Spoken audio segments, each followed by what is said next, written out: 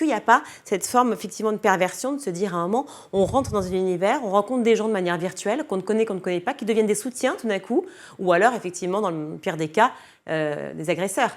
Évidemment quelque chose de très pervers sur les réseaux sociaux, mais c'est aussi, vous l'avez dit, un formidable outil de solidarité. Nous, c'est comme ça qu'on s'est rencontrés avec les cofondatrices de l'association Stop Fisher. On ne se connaissait pas, on était confinés chacune chez nous pendant le premier confinement, c'était en avril 2020.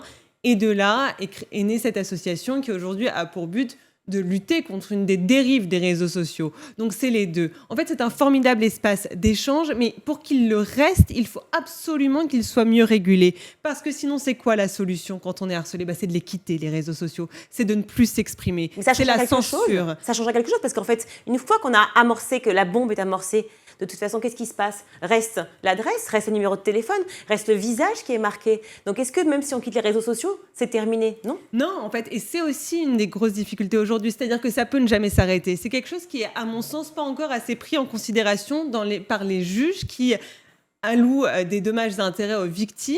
C'est des montants financiers qui sont relativement faible, alors qu'en fait, un des problèmes avec les cyberviolences, c'est que ça peut recommencer à tout moment. Une fois qu'on a votre adresse, une fois qu'on a votre nom, une fois qu'on a votre image, vous n'aurez jamais la garantie que ça ne ressortira pas encore et que ce harcèlement, que la diffusion de cette image ne reprendra pas. Et ça crée une angoisse, un stress très profond chez les victimes qui n'est pas encore, à mon sens, assez pris en considération.